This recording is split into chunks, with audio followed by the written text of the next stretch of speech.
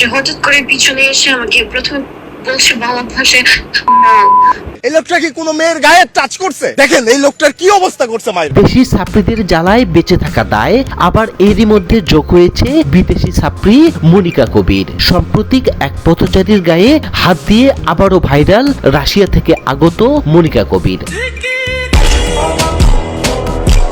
মনিকা এ ভাবুক করে পাগলকে মেরেছে।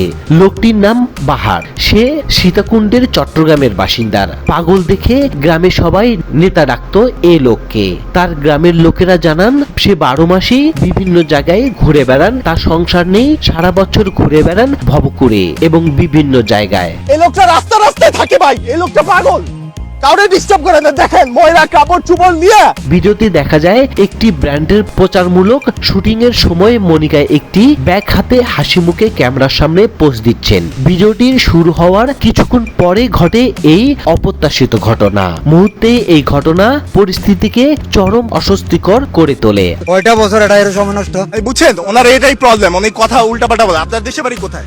সীতাকুণ্ড।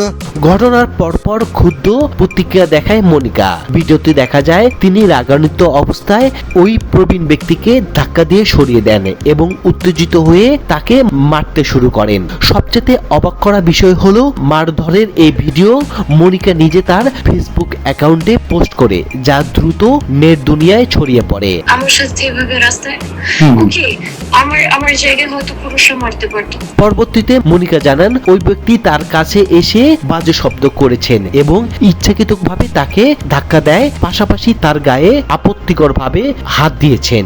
ধাক্কা দিয়ে যাওয়ার সময় মনিকাকে নিয়ে এই প্রবীণ ব্যক্তি বাজে মন্তব্য করেছে বলে দাবি করেন এই মডেল। তিনি আরো জানান পুরো ঘটনা ওই ভিডিওটি তার মা ধারণ করেছেন, কিন্তু ভিডিওটিতে দেখা যায় উল্টো। সেই ব্যক্তি তার পাশ দিয়ে গেলেও ধাক্কা দেওয়া বা বাজে কোনো মন্তব্য করতে দেখা যায়নি। আমি কক্সবাজার এবং তারার উপর তারা পড়েছে।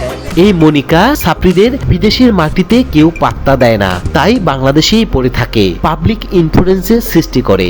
কখনো কখনো মানুষের সামনে প্যান্ট খুলে কাপড় পরে, কখনো কখনো মেট্রো রেলে বাদর ঝোলা ঝুলিয়ে যাত্রীদের কোলে শুয়ে বসে ভাইরাল হওয়ার চেষ্টা করে। সে সবসময় ক্যামেরা নিয়ে রাস্তাঘাটে বের হয়ে উল্টাপাল্টা রেকর্ড করে, পায়ে পাড়া দিয়ে গ্যাঞ্জাম করার সৃষ্টি করে। যত গ্যাঞ্জাম তত ভিউ। এইসব করেই মনিকা কবির ব্যান্ড স্পন্সরের নামে বাংলাদেশ থেকে কামিয়ে নিচ্ছেন হাজার হাজার ভিউ।